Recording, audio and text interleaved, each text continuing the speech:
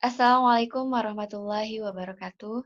Bismillah, alhamdulillah, puji syukur, mari kita panjatkan kepada Allah Subhanahu wa Ta'ala. Salawat beserta salam, semoga tercurah limpahkan pada baginda alam, yakni Nabi Muhammad Sallallahu Alaihi Wasallam.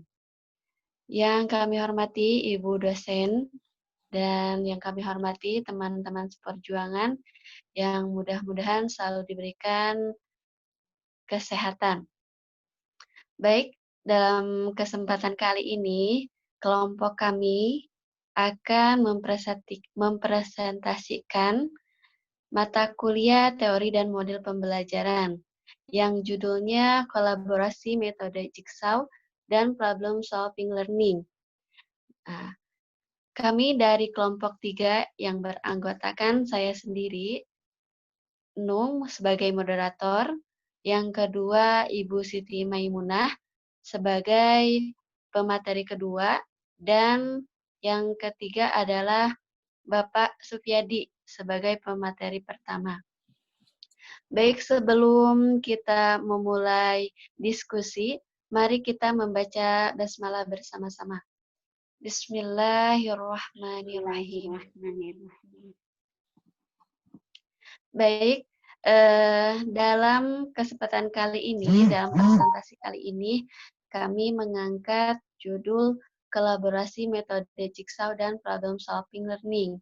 Nah, dari judul tersebut, berawal dari latar belakang, sehingga lahirlah judul tersebut.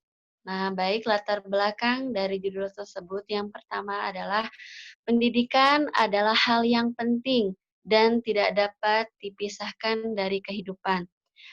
Tentunya itu sangat benar sekali. Pendidikan diawali dari kita lahir sampai kita meninggal, masuk liang lahat.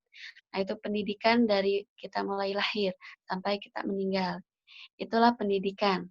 Kemudian, dalam definisi pendidikan menurut Undang-Undang Dasar Nomor 20 Tahun 2003, tersirat bahwa proses pendidikan sebaiknya berorientase kepada peserta didik atau student content. Jadi, di sini seorang guru itu hanya sebagai fasilitator. Ya. Jadi yang lebih aktif itu adalah peserta didik. Jadi seorang guru hanya fasilitator untuk peserta didiknya, untuk menerima apapun ilmu yang akan disampaikan, diprogramkan oleh seorang guru. Tuh, peserta didik yang aktif untuk belajar.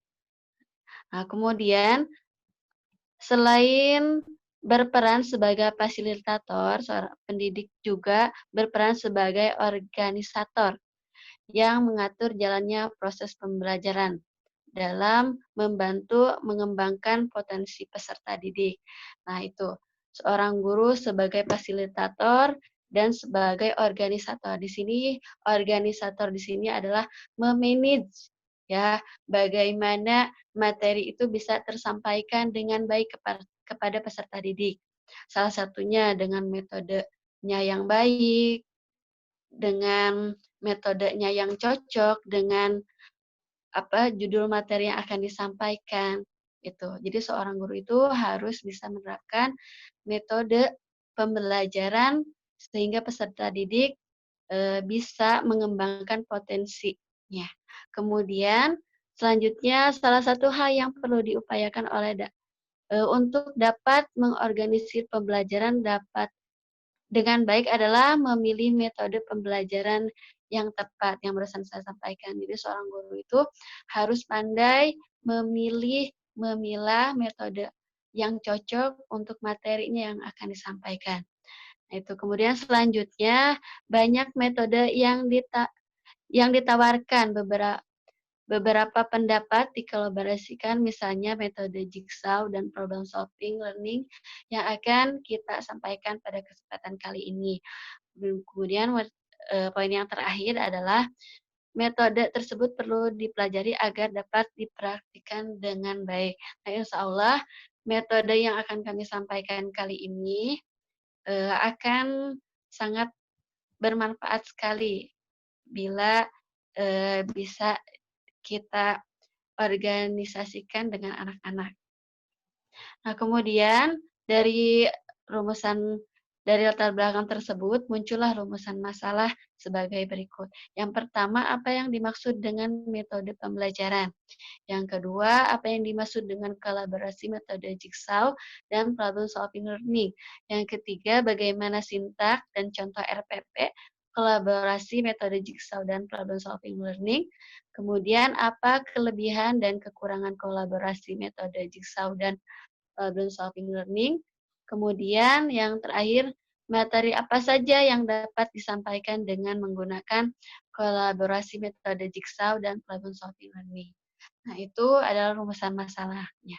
Kemudian, tujuan dari artikel tersebut adalah mengetahui arti metode pembelajaran, mengetahui definisi kolaborasi metode jigsaw dan problem solving learning, kemudian memahami sintak dan contoh RPP kolaborasi metode jigsaw dan problem solving learning, kemudian juga memahami kelebihan dan kekurangan kolaborasi metode jigsaw dan problem solving learning.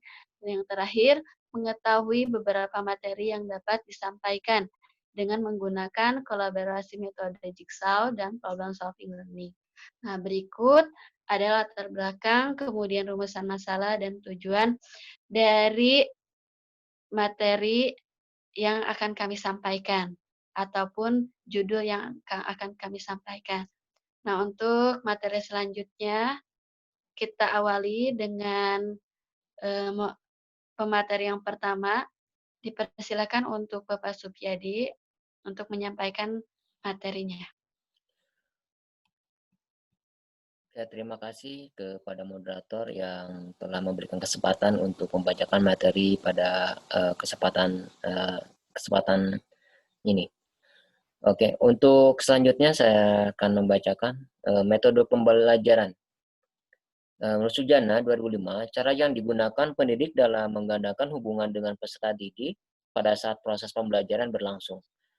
Menurut Sutikno, metode pembelajaran, cara-cara menyajikan materi pembelajaran yang dilakukan oleh pendidik agar terjadi proses pembelajaran pada diri peserta didik dalam upaya untuk mencapai tujuan.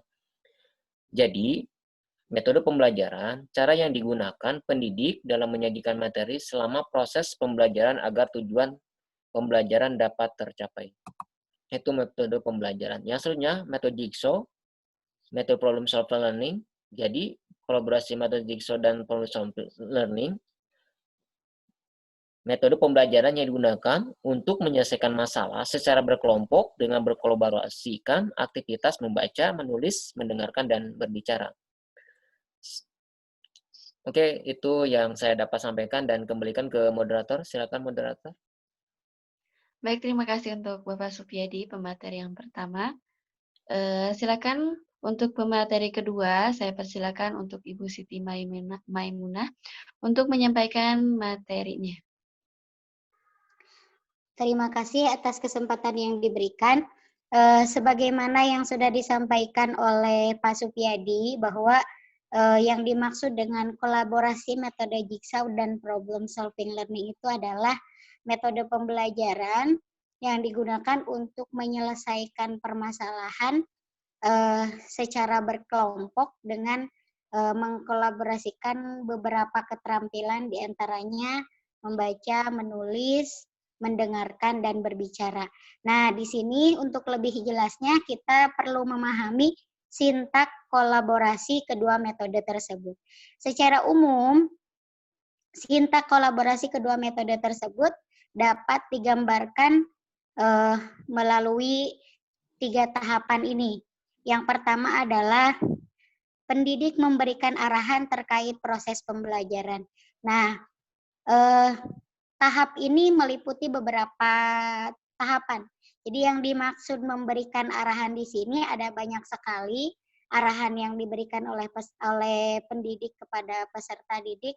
Yang pertama adalah pendidik mengelompokkan peserta didik menjadi beberapa kelompok, di mana anggota masing-masing kelompoknya itu heterogen dari segi kemampuannya. Jadi ada yang cerdas sekali, ada yang agak cerdas, ada yang cerdas, ada yang kurang cerdas, seperti itu dalam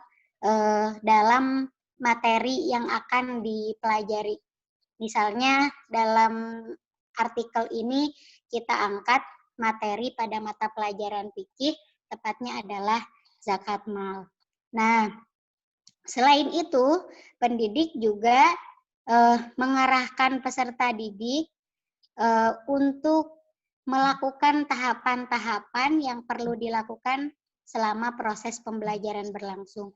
Ya, di antaranya setelah dibagikan kelompok, pendidik mengarahkan peserta didik untuk berkumpul dengan kelompoknya masing-masing. Nah, kemudian membagikan subpokok bahasan yang akan dibahas.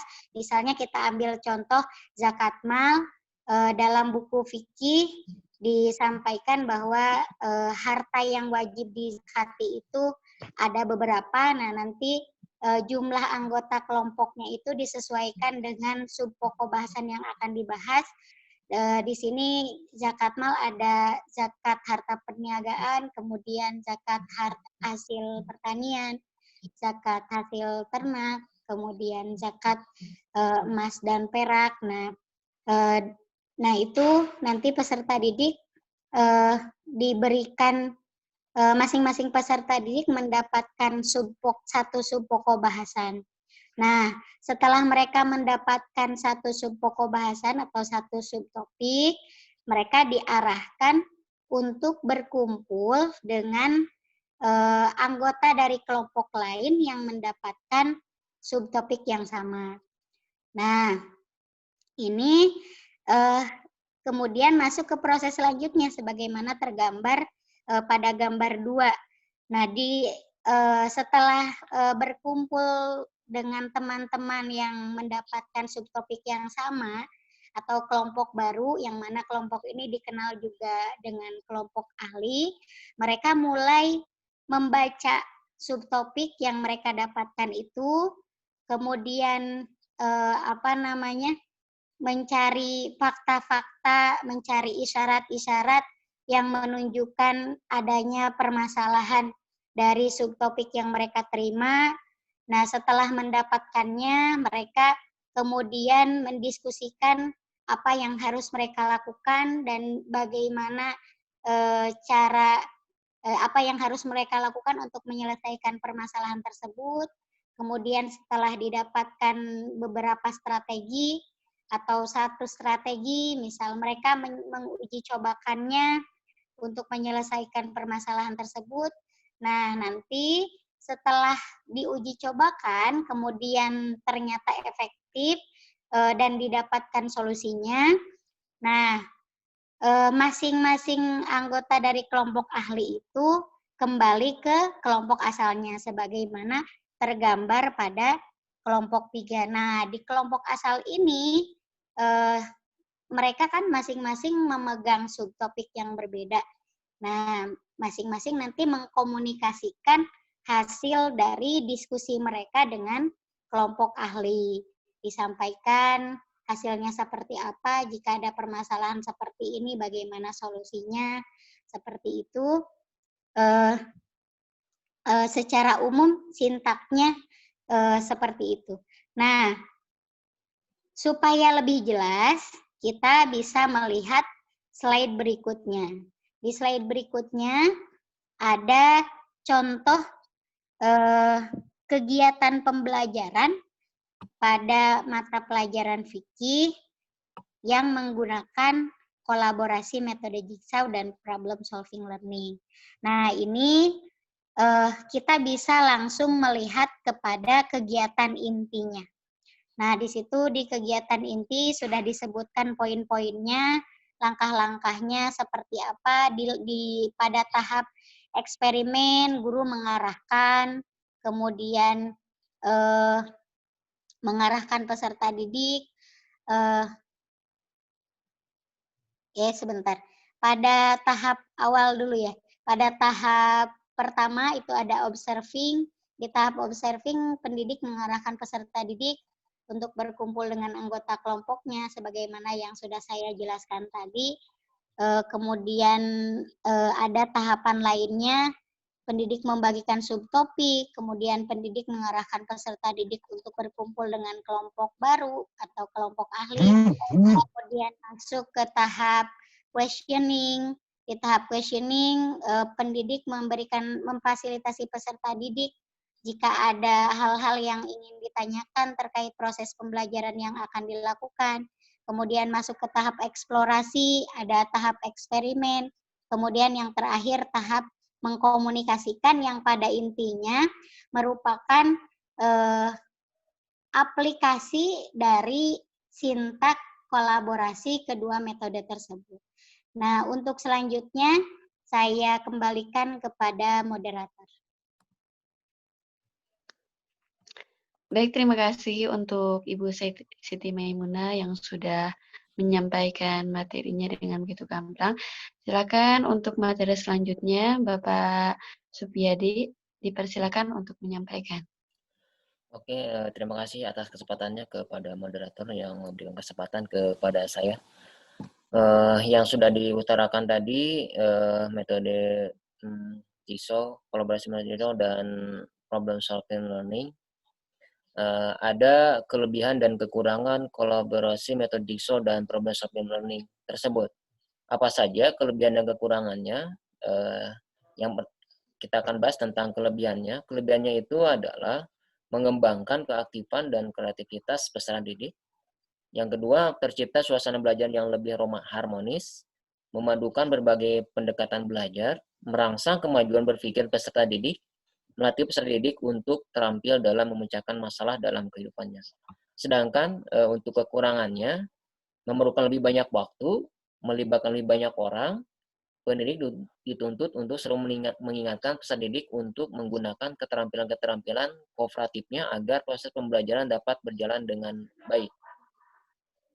Materi yang dapat disampaikan dengan menggunakan kolaborasi metode dan problem solving learning berdasarkan sintak serta kelebihan dan kekurangan dari kedua metode tersebut dapat diketahui bahwa beberapa materi yang memungkinkan untuk disampaikan dengan menggunakan kolaborasi kedua metode tersebut antara lain ada materi kimia, materi biologi, materi fikih, materi akidah. Mungkin itu saja kekurangan dan kelebihan kolaborasi metode Jigsaw dan problem solving learning. Dan untuk selanjutnya saya kembalikan ke moderator. Baik, terima kasih untuk Bapak Supiyadi yang begitu jelas sudah menyampaikan materinya. Baik, untuk kali ini, diskusi kali ini kami cukupkan sekian. Kami dari kelompok 3, mudah-mudahan teman-teman semuanya semakin penasaran dengan materi tersebut, dengan metode tersebut, dan nanti ada sesi tanya-jawab. Nah, untuk kali ini, kami ucapkan terima kasih untuk teman-teman, terutama untuk Ibu dosen. Mudah-mudahan kita semua selalu diberikan kesehatan dan keselamatan. Amin. Baik, kami tutup dengan salam. Assalamualaikum warahmatullahi wabarakatuh. Waalaikumsalam warahmatullahi wabarakatuh.